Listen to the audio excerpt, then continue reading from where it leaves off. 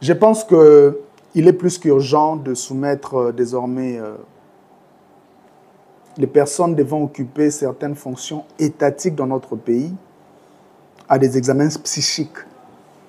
Surtout si ces personnes ont eu à faire de la prison. Parce que les explications de l'ancien prisonnier de la CPI et chef rebelle aux allures belliqueuses révèlent une forme de schizophrénie couplée avec de la paranoïa très avancée. Il n'y a que les schizophrènes qui sont capables d'inventer des histoires, des scénarios et les expliquer avec autant de précision. Je comprends qu'il applique ce qu'on appelle la psychologie inversée, à laquelle il a été soumis pendant ces années passées en prison. Et la psychologie inversée consiste à imputer à l'autre ce qu'on compte faire soi-même. C'est lui qui planifie quelque chose contre la République et il prépare l'opinion pour l'imputer à Moïse. N'oubliez pas que nous parlons d'un ancien chef rebelle qui a commencé sa rébellion meurtrière de nulle part. Rappelez-vous du contexte. Laurent Désiré Kabila renverse la dictature de Mobutu, dont jouissait en grande partie sa famille. Et le jour où Laurent Désiré Kabila décide de chasser les Rwandais, c'est ce jour-là qu'il vient avec les Ougandais et les étrangers, avec comme prétexte libérer les Congolais. Moi, je plains la naïveté de Tshisekedi, qui s'est fait manipuler. Un adage dit, un loup, même s'il perd ses dents, il ne change pas son caractère. Je pense que cet ancien chef rebelle a déjà réhabilité ses milices dans l'armée congolaise. Il veut créer un contexte similaire à celui de 2006. Rappelez-vous qu'en 2006, son discours contre Kabila, son discours électoral était le même.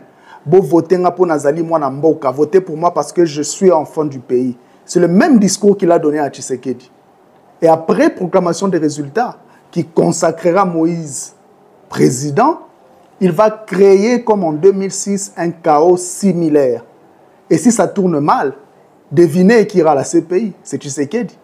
Et une fois Tshisekedi à la CPI, il imposera une transition à la Centrafricaine avec l'une de ses ministres comme présidente de transition. Il fera donc d'une pierre deux coups.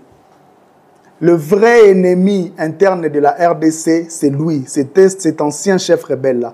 De tous les acteurs politiques, il est le seul à disposer d'un plan contre la République qu'il a expliqué. C'est aussi pour cette raison qu'il a financé à hauteur de 5 millions notre candidat président. Il sait déjà que tout chaos électoral lui profitera. Parce que l'armée, c'est lui maintenant.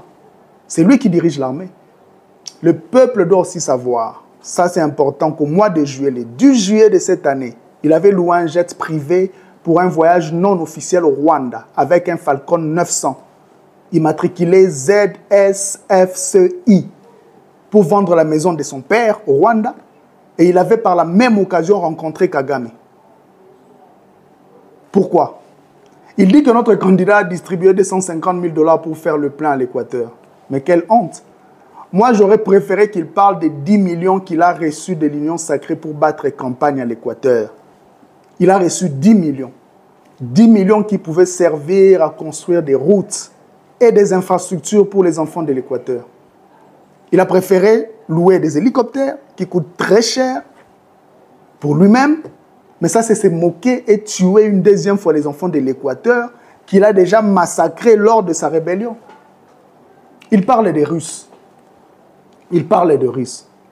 Mais il a été en Russie parce qu'il ne s'est pas allé en Europe, où il risque de se faire arrêter. Roger Lumba l'a croupi en prison à cause de lui. S'il met ses pieds en Europe, on va l'arrêter. Et le comble de la bêtise, c'est cette histoire autour du serveur de la CENI que Moïse tenterait de pirater avec les Russes. Qu'est-ce qu'il essaye de dire au peuple congolais? Les serveurs de la CENI ne sont pas sécurisés? Si elles ne le sont pas, pourquoi lui-même ne tente pas de le pirater? Un ancien chef rebelle, un ancien criminel, un ancien seigneur de guerre n'a aucune leçon à donner à un candidat président de la République qui prend part à un processus démocratique et dont la victoire est certaine. Ils ont peur et il faut se méfier des gens qui ont peur, car ils sont capables de tout. Ce monsieur est dangereux, il est capable de tout. Je vous remercie.